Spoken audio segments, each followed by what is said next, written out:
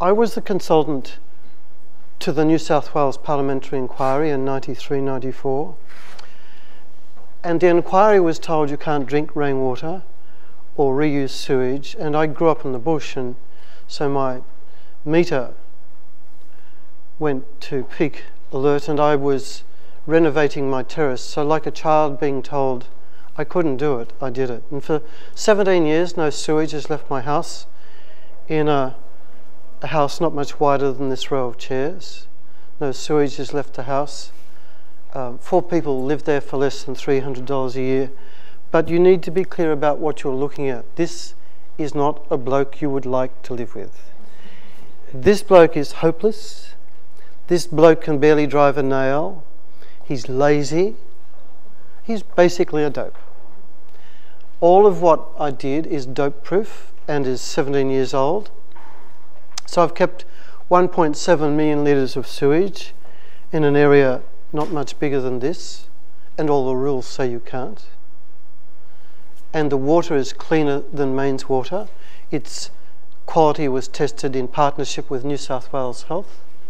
And when we took our samples back to the lab, we compared it with Sydney water, and we were cleaner every time in dirty, polluted inner city Chippendale. There's no magic to this or me. I'm just doing in the city what millions of people do in the country every day. The difference is I got tired of my whinging voice and said, I'm not going to say any more government should. I'm going to say Michael will.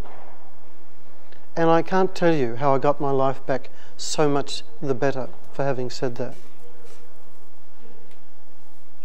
I didn't do it to stand here today. I didn't do it to have 19,000 people come through my house, to be on Al Jazeera, to be on CNN, 60 Minutes. I didn't do it for that. I did it for me. And the cost was $26,000 then, now $48,000. Now I can do it for about 20. The solar system was 26.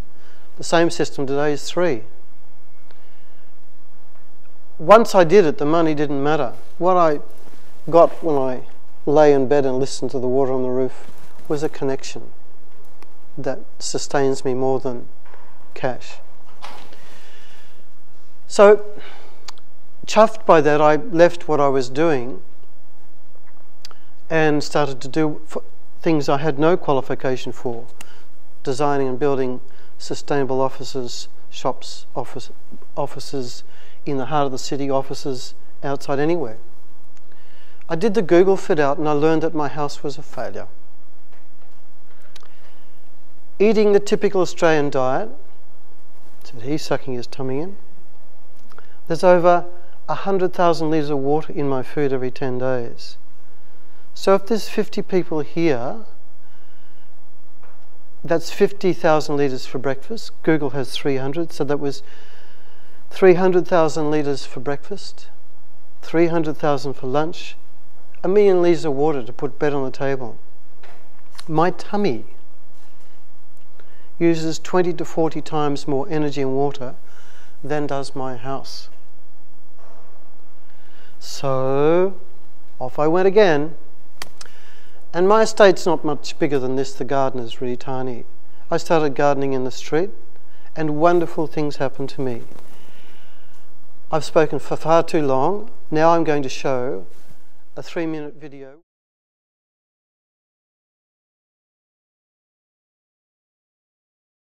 So this is fun. It's our land, held on trust for us by governments. We have the first right to assert control, use, and love over it. It's our land. So the council asked me to make a plan to make the whole of Chippendale sustainable. And this is where I try to keep you awake at this early hour of the day. I pass around what I say is a shocking image. This is the book I wrote about food after I wrote the book about the house. The roads of Chippendale are 24% of the landmass. Out in Western Sydney, they are a third. This image shows the temperature of the roads between 1 a.m. and 5 a.m. on the 6th of February 2009. Black roads are increasing the temperature of our cities by 6 to 8 degrees. They kill 9,000 Australians a year prematurely, mainly old people and young people. What is the use of me making my house sustainable if outside it there's a black road that's 33 or 40 degrees at night when my land is no hotter than 29 degrees? The roads are undoing the value of public investment in insulation and sustainable projects. Government is way behind us, and we in Chippendale and people copying us across Australia are changing it. And last week, working with the council, we built Australia's first cool road. We have 4 years of data. We have temperature monitoring stations that the council agreed to put live to air on the council's website, where anybody may get the temperature of those 24/7. So I'll just pass those around. So I've said two things. Firstly, what I did 17 years ago is really simple. You could leave this room and have all the stuff that I've spoken about on your house, unit, subdivision tomorrow. Secondly, a lazy bloke could be trusted to manage it. Such things are grand.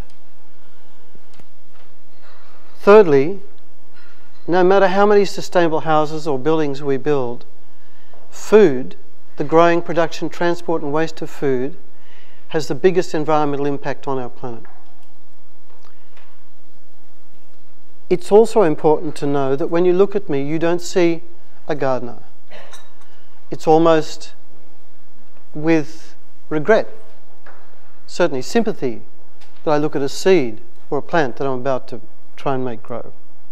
I said, Prero, I'm sorry, you're probably going to die here. But this is not a big deal.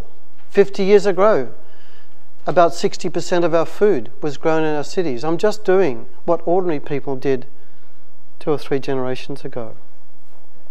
The difference is I'm doing it in the roads. When it was 42 degrees this year, our roads were 32 degrees because of our plantings. In the Perth Plain, down there, it's 70 to 80 degrees at the road surface. All the ants are dead, all the young birds are gone. They used to eat down there and forage. At the temperature of the road, the black road, it's usually 60 to 70 degrees. That dries out the soil so the trees can't reach their natural canopy. This is wrong. But what we're doing in Chippendale is we're showing how to solve it. We'll get data. We got data all last night from the new Cool Road. If you want to see a really good television piece about the damage that black roads do, particularly in our outer suburbs, go to Lateline. Find an article there about 4 weeks ago by Margot O'Neill about the urban heat of our cities. And you will be shocked. And give it as a gift to every member of your business, council, circle of friends. We need to win back and respect and enliven and make places of joy in what is our great front door living room, our roads. It's a matter of self-respect for us to do this. So the book that Margaret's giving out to some people, the food book deals with that. The Sustainable House book, the second edition is quite thick. It deals with all the mistakes.